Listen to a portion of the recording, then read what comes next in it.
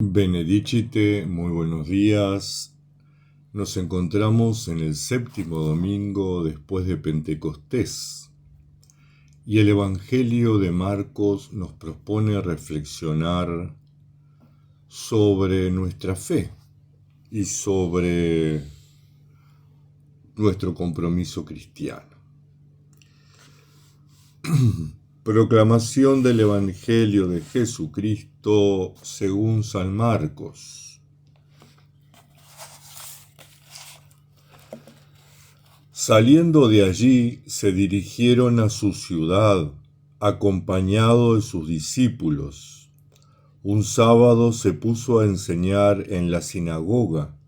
La multitud que lo escuchaba comentaba asombrada: ¿de dónde saca todo esto?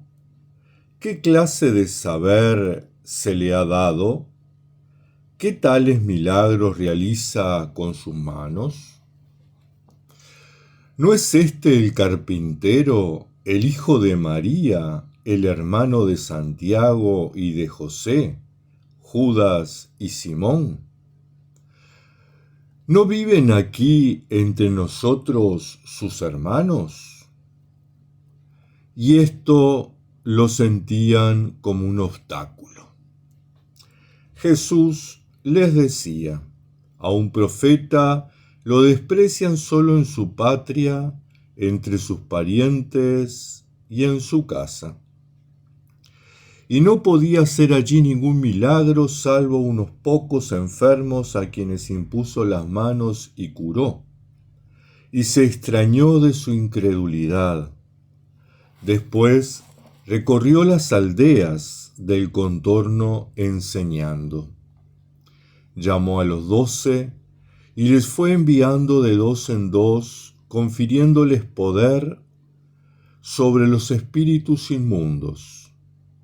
Les encargó que no llevaran más que un bastón, ni pan, ni alforja, ni dinero en la faja, que calzasen sandalias, pero que no llevaran para el camino 2 túnicas.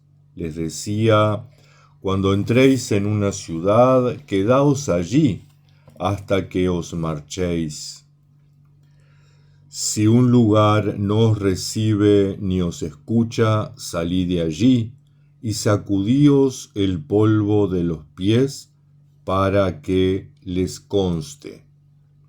Se fueron y predicaban que se arrepintieran, expulsaban muchos demonios, ungían con aceite muchos enfermos y los curaban. Hermanas, hermanos, esto es la palabra del Señor.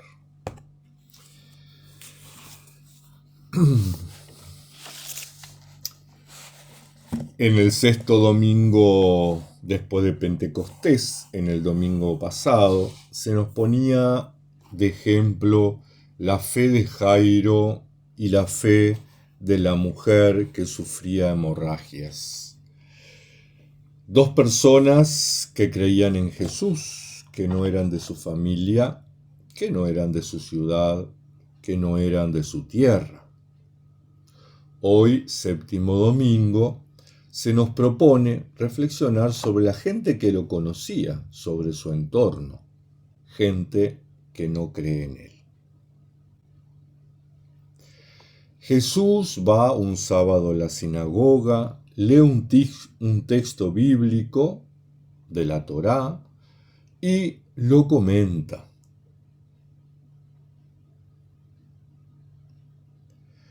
Lo escuchan con atención, se admiran, se preguntan de dónde sale esa sabiduría y ese poder, pero no creen.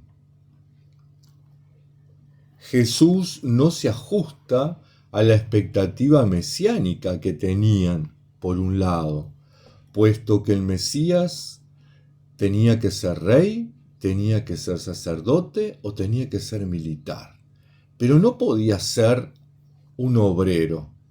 El Mesías no podía ser uno del pueblo.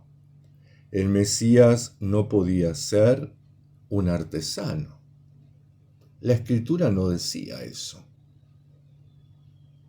Por otro lado, ellos conocían a Jesús, habían crecido con él, lo habían visto crecer, conocían su entorno familiar, a su mamá, a sus hermanos.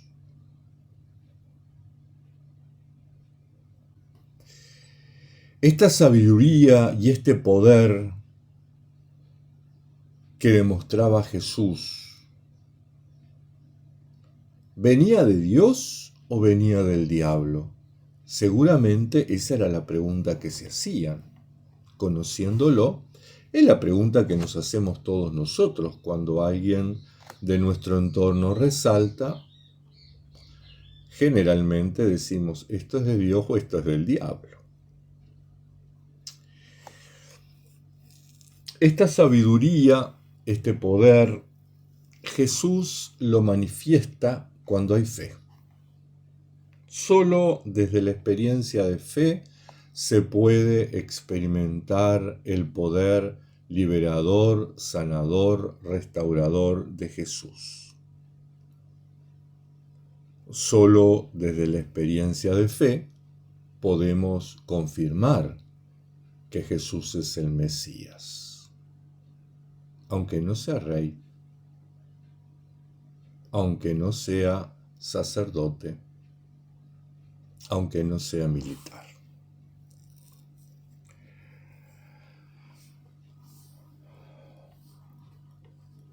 Tal vez tendríamos que preguntarnos nosotros hoy si creemos en Jesús, en el Jesús del Evangelio, en el Jesús que caminó por esta tierra, que sintió hambre, que sintió sed, que estuvo cansado, que transpiró, que se enojó, que se alegró, que comía con pecadores y prostitutas. ¿Creemos en ese Jesús? ¿O creemos en el Cristo inaccesible, tan lejano de nosotros que olvidamos que se encarnó? Y cuando recordamos que se encarnó es simplemente una encarnación casi mágica.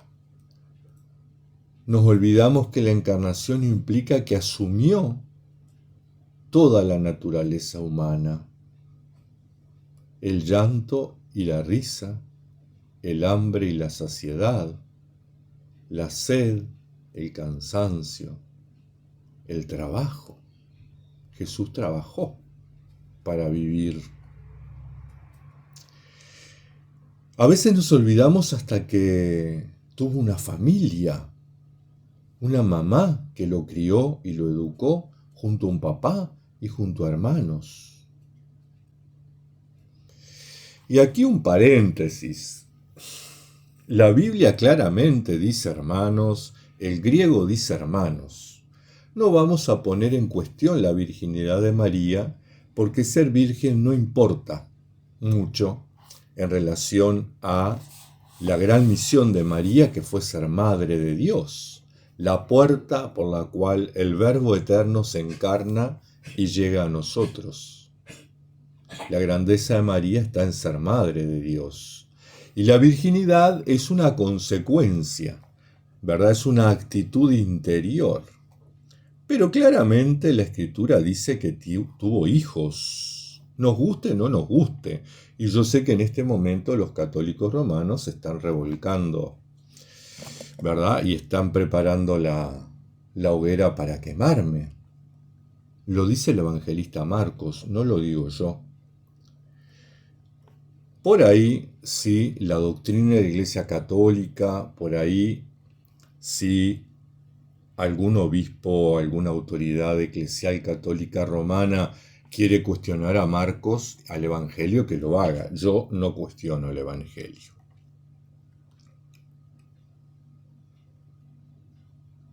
Pero bien, esto es simplemente una aclaración, porque muchas veces cometemos la brutalidad de decir, no, en realidad no eran hermanos, eran primos, eran parientes. No, no, no. El griego es clarísimo y dice hermanos. Por otro lado, parecería que es más importante que María sea virgen que María sea madre de Dios. Y no es así.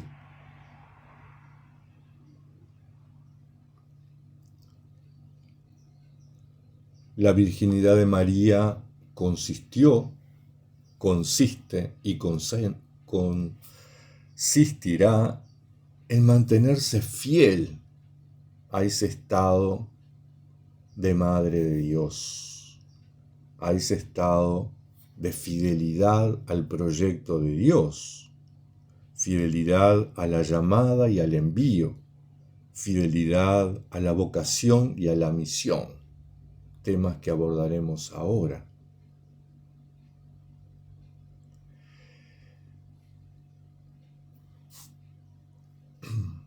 Y el mantenerse fiel implica que por ahí no pecó, implica que por ahí estuvo siempre en la presencia de Dios, implica que por ahí siempre buscó hacer la voluntad de Dios. ¿Y acaso es más importante la virginidad física que la virginidad espiritual? ¿Acaso es más importante la virginidad de un cuerpo que es corruptible a la virginidad de un espíritu incorruptible?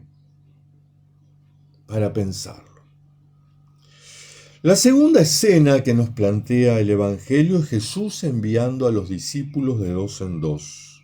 Habla de la llamada y del envío, de la misión y la vocación y la misión. Un envío que se prolonga en esta tierra y en esta historia, que prolonga la misión de Jesús. Jesús que vino a comunicar el amor de Dios a la humanidad. Jesús que vino a restaurar la humanidad. Jesús que vino a sanar y a liberar.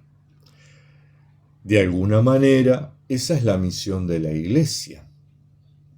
Y la Iglesia no es una entidad que anda por ahí flotando. La Iglesia somos nosotros, es decir, es nuestra llamada y nuestro envío. Es nuestra vocación y nuestra misión, prolongar en este mundo, en este tiempo y en estos contextos la misión de Jesús. ¿Seremos capaces? ¿Seremos capaces de ser cristianos coherentes con el Evangelio? ¿Seremos capaces de no desacreditar el mensaje? ¿Seremos capaces de mantener intacto el mensaje de Jesús?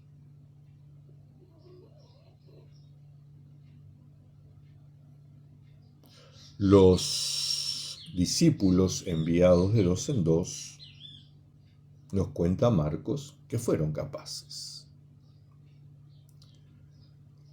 Sanaron, liberaron, restauraron, predicaron.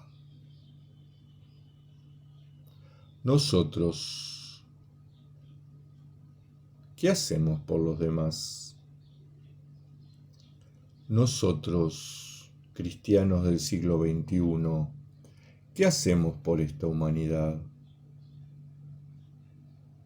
Pareciera que nos dedicamos más a pelearnos por lo que creemos y no creemos, a pelearnos por si somos de tal o cual iglesia, de tal o cual denominación, y nos olvidamos que el Señor nos envía a la humanidad, no nos envía a estar encerrados en nuestra denominación, en nuestro lugar de confort, en nuestros ritos.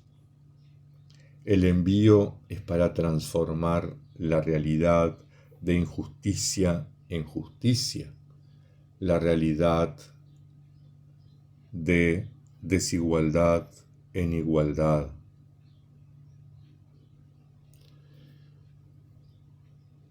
¿Seremos capaces de liberar a nuestros hermanos?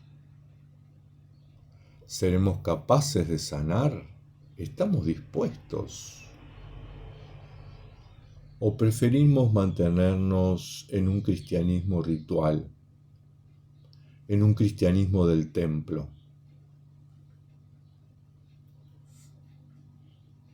Hermanas, hermanos, para pensar todas estas cosas esta semana. Que el Señor les proteja y les bendiga.